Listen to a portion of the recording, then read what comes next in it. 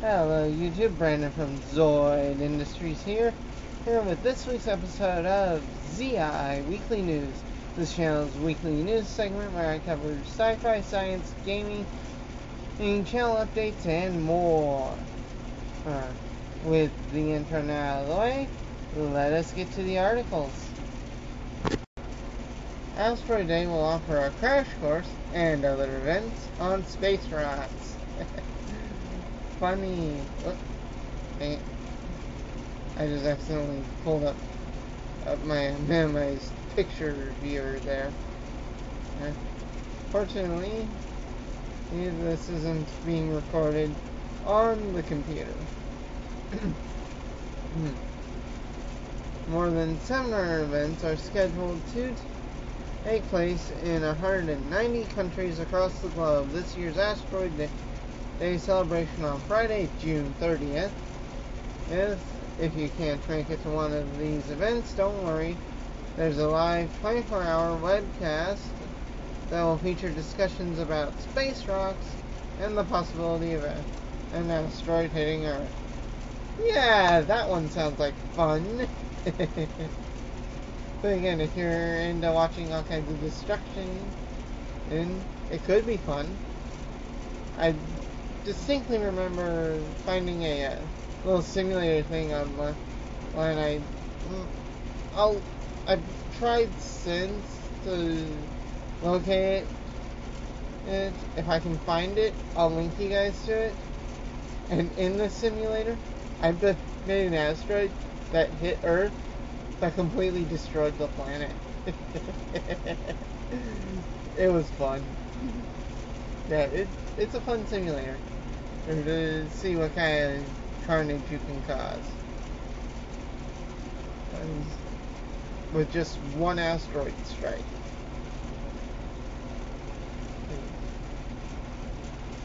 Granted, for the people in the simulation, it's not very fun, but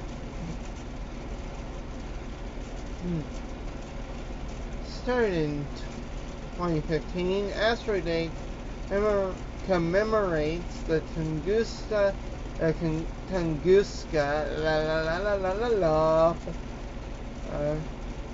event that occurred June 30th, 1908. I think that's that Russian area asteroid impact. I think that was an airburst that flattened all those trees or whatever. If my memory serves correctly. When a near-Earth object measuring about 130 feet or 40 meters wide exploded above, the Podkamenaya Tunguska River in Siberia and destroyed 800 square miles, those are 272 square kilometers of forest. Asteroid Day live webcast, which is the first ever 24-hour live broadcast about space and asteroids, according to the organizers, will be hosted by physicist Brian Cox, a professor at the University of Manchester in England.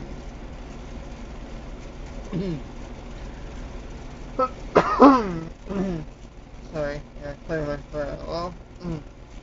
As well as the host of popular science TV shows and the author of multiple books.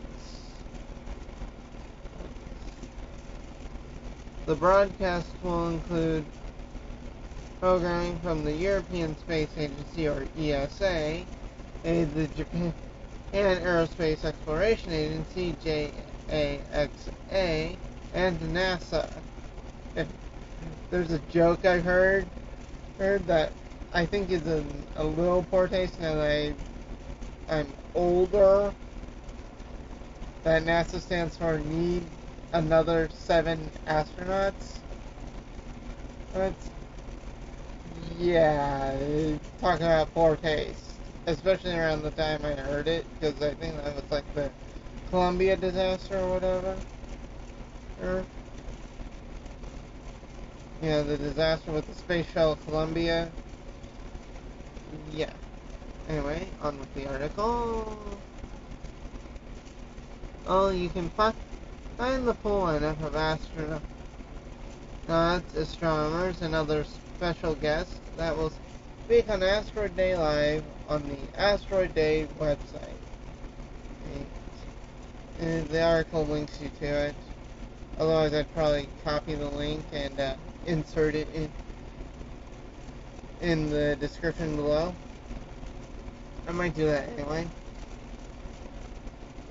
We'll have to see what I do. NASA has a special interest in asteroid science because of its OSIRIS-REx mission. And the origins, spectral interpretation, resource identification, and security regolith explorer, OSIRIS-REx spacecraft launched on September 8, 2016, and is scheduled to arrive at the asteroid Bennu in 2018. You can ignore her.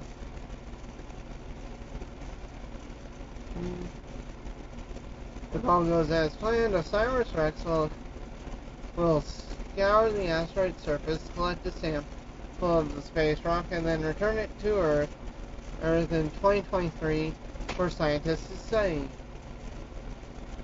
If you're in the Tucson, Arizona area, in Landreau or Drew Science Center and Planetarium at the University of Arizona, will also host Asteroid Day activities relating to the OSIRIS-REx over the weekend, starting Friday and running through Monday, June 2nd. Hold on, the article's lagging. On me.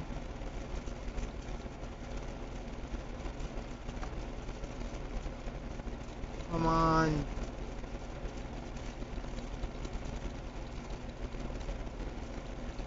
I've had computer issues trying to film this video. So, for some reason, it's wanting to lag, and now I've got a buffering wheel.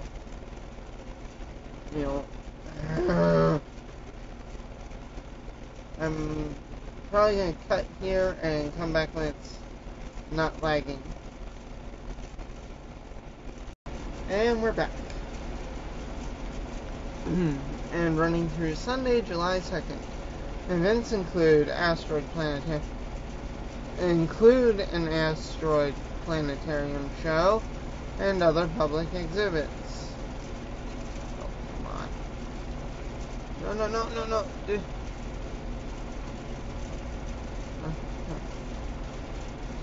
Scroll. It's still lagging and buffering. Pulling bullshit. Pardon my language, but I'm trying to read this article for you guys, and this thing's frustrating me to no end.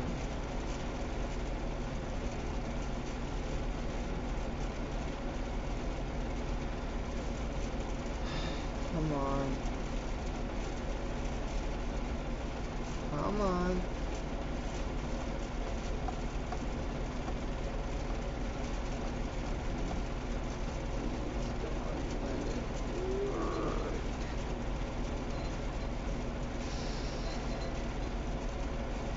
Sorry.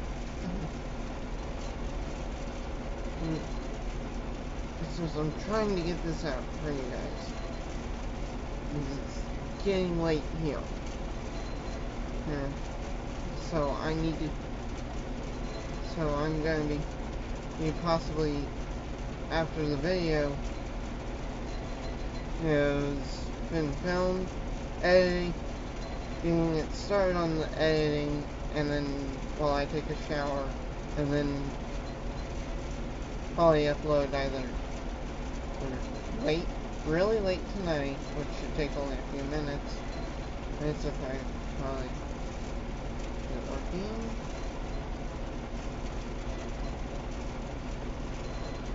Come on.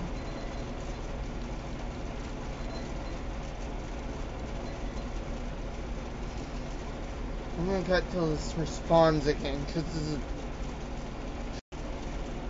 The OSIRIS-REx mission will provide a better understanding of how asteroids form and, in turn, provide insight on the conditions of the early solar system.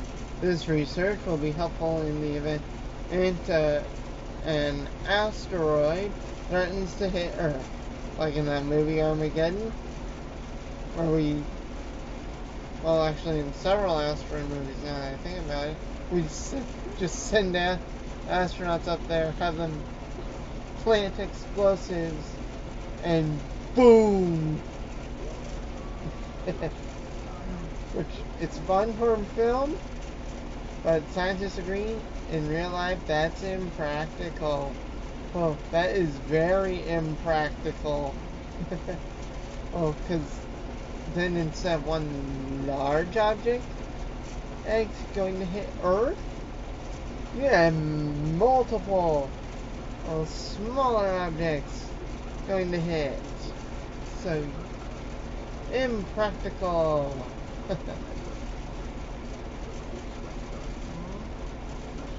The Science Channel is celebrating Asteroid Day with a lineup of related programming starting at 8 p.m. Eastern Pacific time on Friday. Those include Asteroids: The Dark Secrets, When Asteroids Attack, and How to Survive an Asteroid Strike. Good luck with that.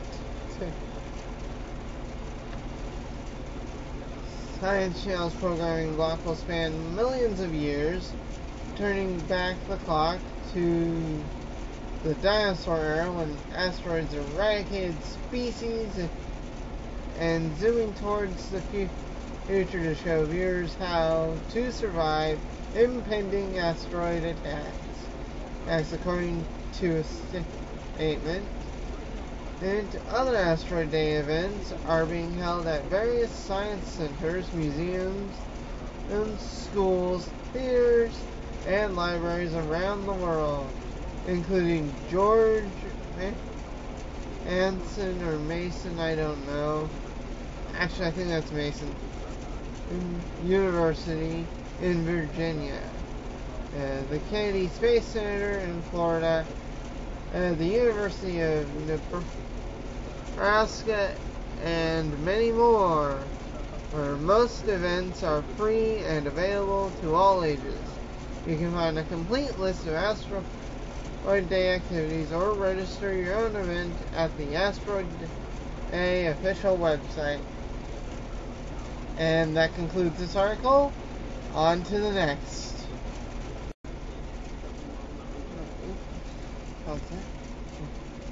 New under display fingerprint sensors, slow but promising.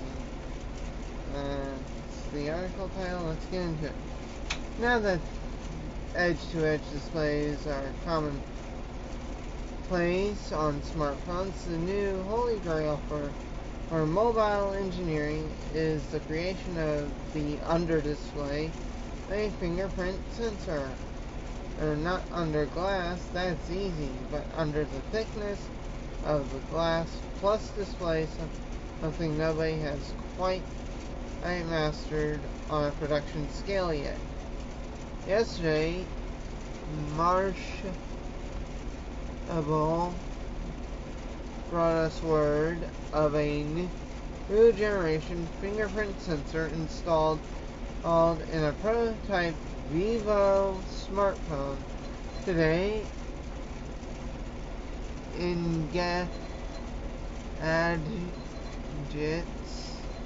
Richard Lai, I'm butchering some of this, I'm sorry. got to test it out at a trade show out in Shanghai. The sensor, as it turns out, is the latest ultrasonic fingerprint sensor from Qualcomm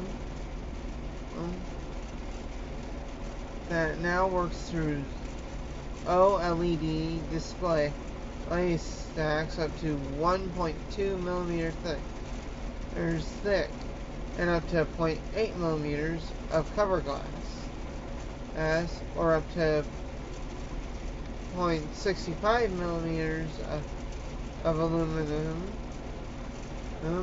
an increase from 0.4 millimeters for both glass or metal. Well, it also works when wet or greasy, unlike capacitive fingerprint sensors we find on phones today. Okay, there's a link to to what I'm guessing is a video or something of the scanner in action.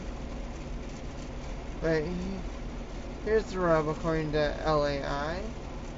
I found the fingerprint recognition speed to be noticeably slower, about 1 second between first touch and entering home screen, than the near instantaneous unlock that I'm used to on most recent smartphones.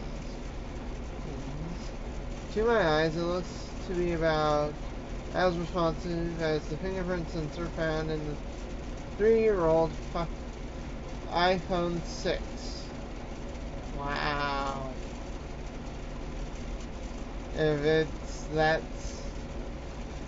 If he's saying that is slow, then what I'm using, which is for roleplay stuff at the moment, is really slow because it's the iPhone 4S.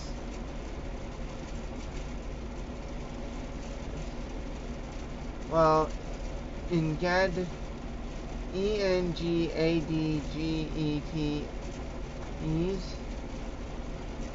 headline says, thank you, sis. Sorry about that, guys. His headline says, Vivo beats Apple to an under-display fingerprint scanner. That's not quite true, is it?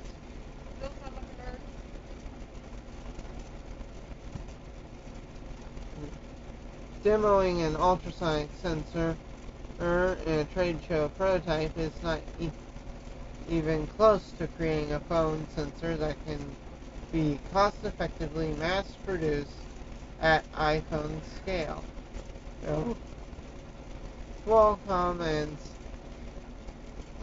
Synaptics have been trying to perfect their ultrasonic tech for a while now. With Samsung famously failing to find a workable solution for the all-screen Galaxy S8, forcing it to place the fingering, oh god,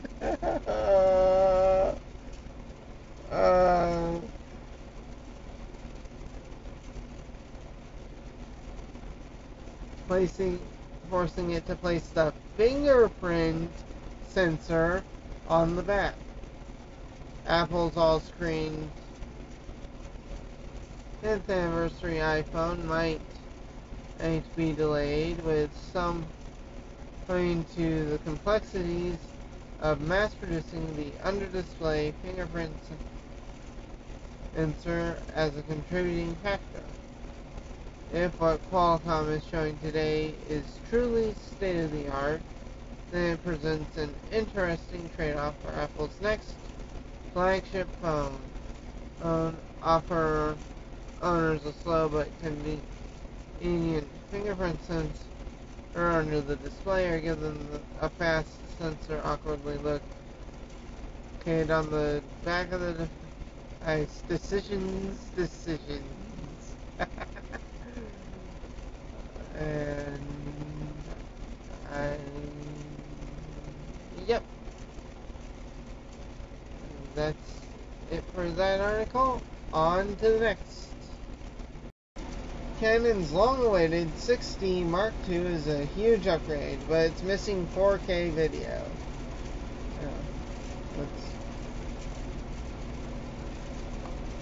This article was working. Come on.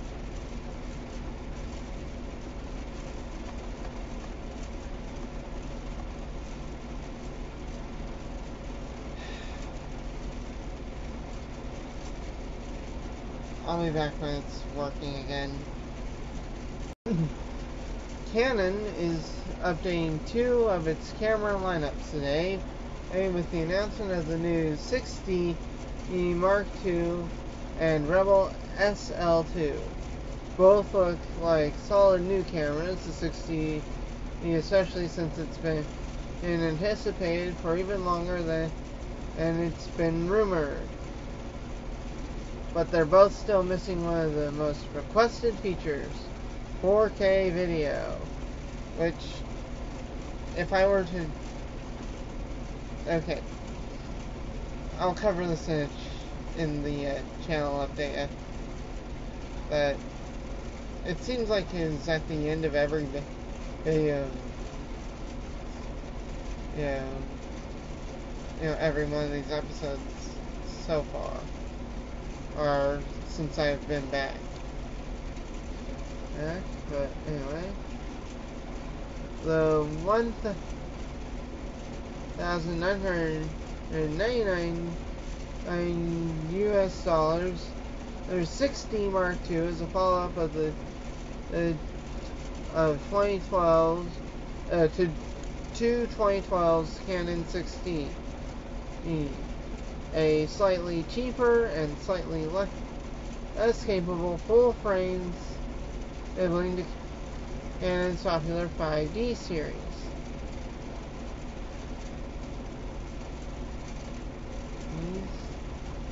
It's been a long wait, but judging from the specs, the wait might be worth it when the 6D Mark II goes on sale in July. Wow, just next month. Woof! But at that price, I probably wouldn't be able to afford it.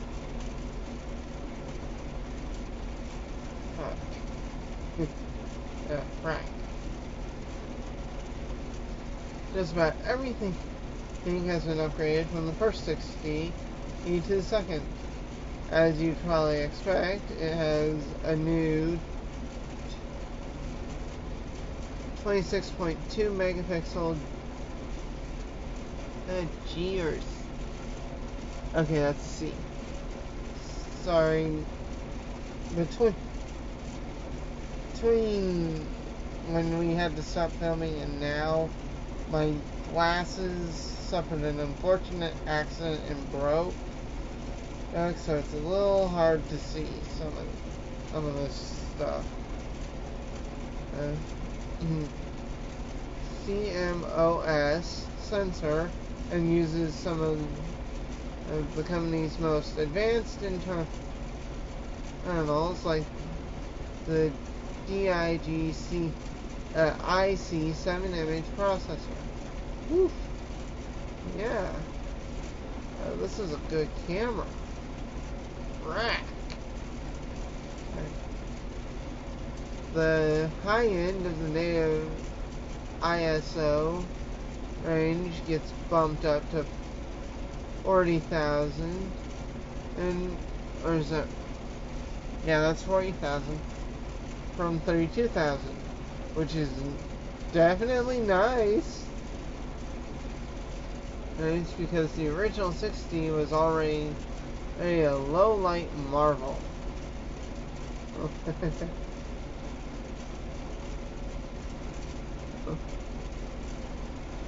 The 6D Mark II also uses Canon's ultra-fast dual-pixel autofocusing system, and the camera now has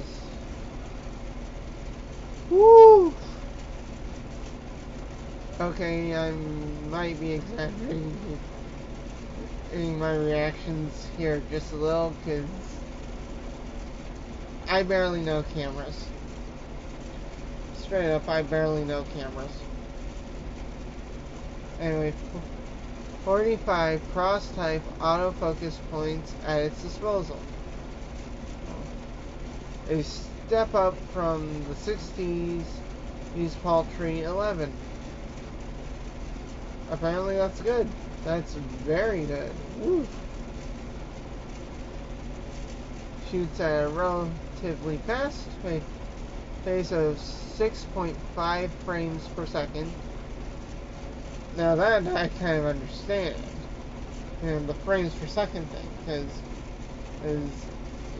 frames per second is how long it takes for my hand here to move across the screen. If I was to move my hand at full speed, it would blur on this screen, so I don't know how many frames a second the camera here is capturing, but I'm telling you now, it's probably not that. But there's a short runway there. The maximum burst is 21 frames for RAM photos and 100 RAW. See, my glasses, they're broke. I'm having trouble just reading this article. And 150 for JPEGs. Canon's made the 3-inch LCD on the back a touchscreen.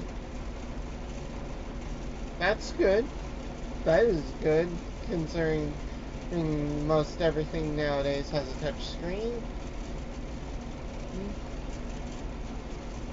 And the panel swivels out to the side now too.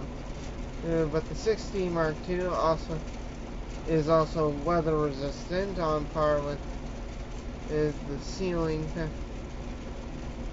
found on the more expensive 5D Mark IV.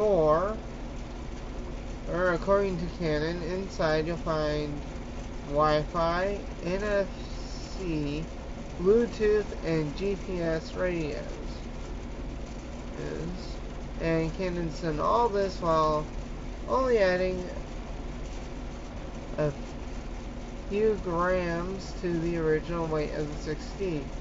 In other words, it's a fully modern digital SLR camera, or something the relatively ancient and 6D hasn't been in years. The 549 Rebel SL2 is also a substantial improvement to a popular Canon camera that was announced years ago. It has a 24.2 megapixel CMOS sensor, or it also uses the GIC7 and dual pixel AF. The SL2 gains a swivel touchscreen as well as Wi-Fi, NFC, and Bluetooth. If you're interested in using the 6D, good.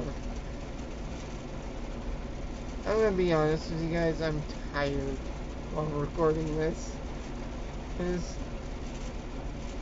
I am very tired. I helped Dad with a very intensive job earlier today, and it's worn me out. Heck, after this, as I think I mentioned in a previous clip, that I'm going to just set this to editing, go take a shower, or come back, transfer to the computer, upload, then go to bed. Anyway, if you're interested in using the 6D Mark II or the Rebel SL2 for video, though, know that they both top out at 1080p at 60 frames per second. Again, that's fine, but you guys have seen the... Yeah, I'll talk about that later in the video. There's no 4K video here. When Canon announced last summer that the 5D Mark IV would shoot 4K, it seemed like the company was finally acquiescing to the demands of its most advanced users, but every new Canon DSLR since then has had a maximum video resolution of 1080p. Same goes for one of the company's fledgling mirrorless cameras. Many people, arguably most people, don't need to shoot in 4K. They can notice that, and that's why the company repeatedly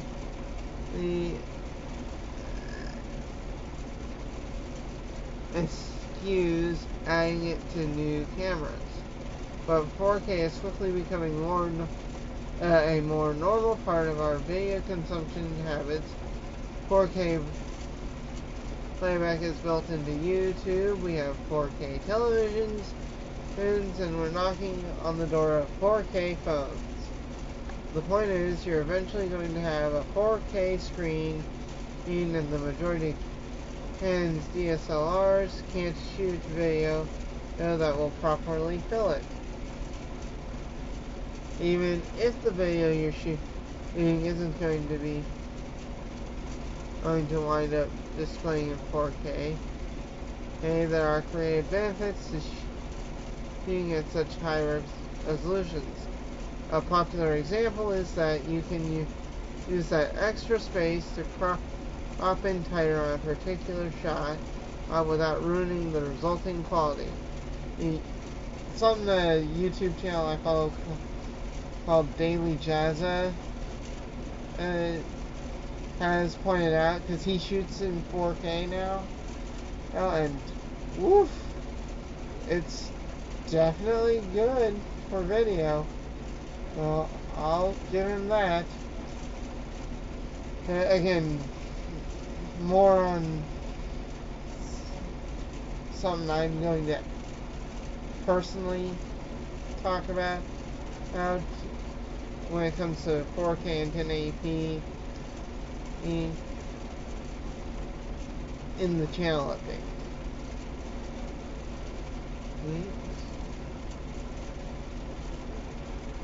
Since there's 4 times the amount of resolution compared to a 1080p frame, and most videos still output at 1080p.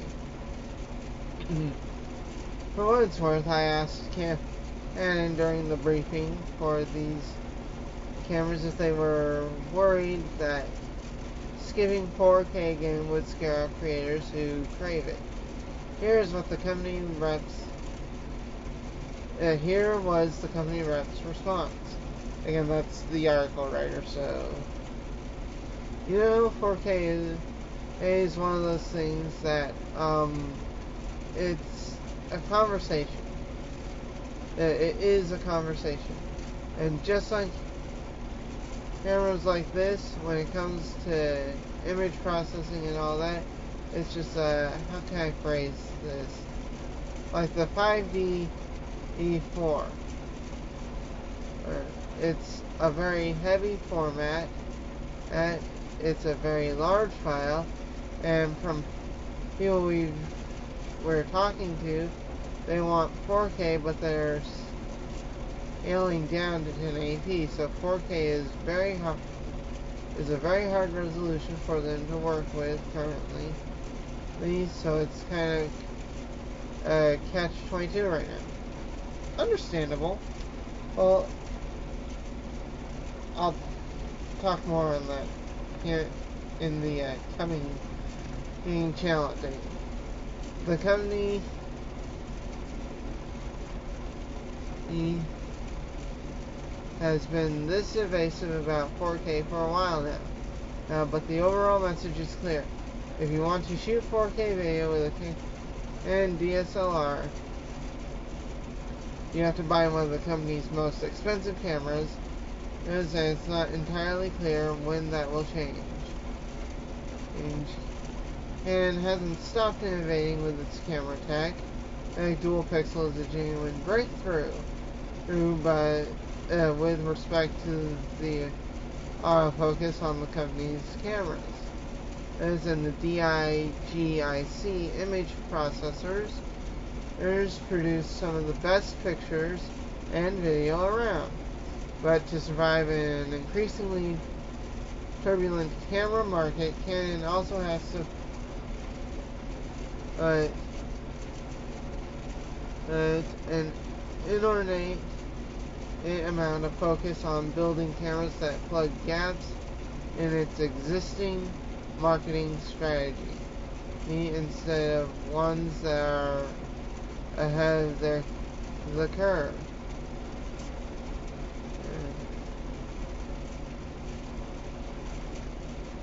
Canon is plugging gaps in its Canon is plugging gaps in its camera lineup instead of looking ahead, is a little sub-article title thing here.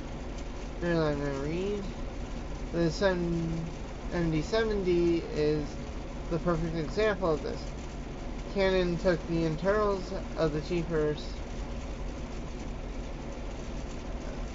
T7i and repackaged them in a more robust body that resembles the more expensive Canon 80D. You can argue that there's value in that move. After all, it's also working for Nikon. And there are probably people who are just fine shooting with the D7i's limited capabilities, but would like a sturdier package, and who also don't want to spend quite so much for the 80D. But at this rate, Canon's going to hunt those margins into existence, and by that point, customers who are hungry for more advanced features will have turned their attention elsewhere. Or you'll be able to buy the 6D Mark II and the SL2 in all of their 1080p glory starting next month. And that concludes this article. On to the channel update. So, this week's channel update, as some of you I'm sure saw, the first Let's Play has gone live. And that was recorded using Cam Studio. And let me tell you, it was a headache getting that video out. A very big headache. Because though that video is only 20-something minutes long, it's in HD, which I'm guessing is 1080p, whatever. Point is if I record in HD, 1080p, all that, it takes forever to upload, and with my crappy internet, no one else can do anything at all while I'm uploading. And that video alone took over 3, or at least close to 3 hours to upload. Granted, during that time I was out doing odd jobs with Dad, so I was occupied during that 3 hours. And when I got back, I could just type up the description, handle everything else.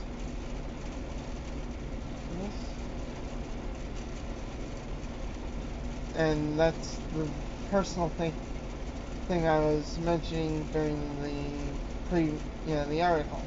Well, I just finished. 1080p, HD, 4K, any of that. If I were to record in that, which would be nice, granted, it would be nice. It would be a lot better than what I'm recording with right now. For live action and stuff, like this. But if I was to record in that, it would take forever to upload.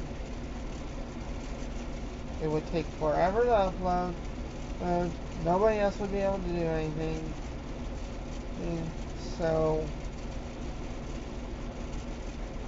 well, yes, I would like to eventually move from, filming on this to filming with an actual camera, that wasn't attached to a tablet. And filming with this is, again, I wouldn't be able to do much higher quality and resolution than this.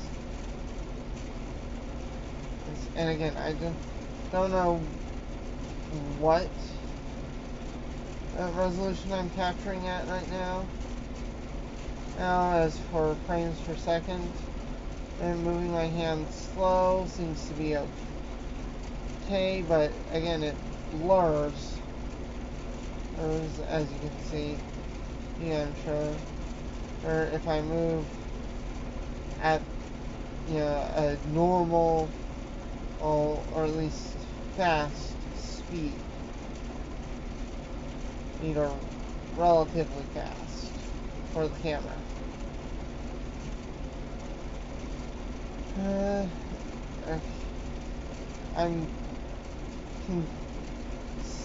Now another thing I'm considering doing is pre-filming stuff the night before and then uploading what would be early in the morning here.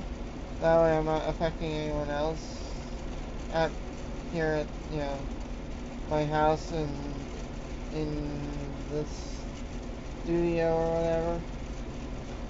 So that's a possibility.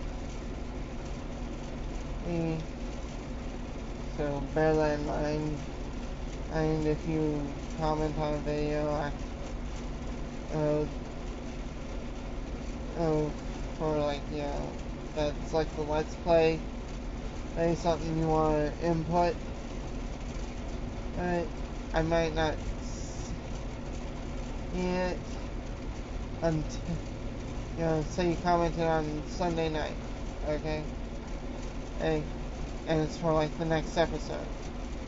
I won't see it and be able to implement it in the episodes until the next week. If that were the case. So, yeah, that concludes this video. Please like, comment, and subscribe if you enjoyed. See you on the battlefield.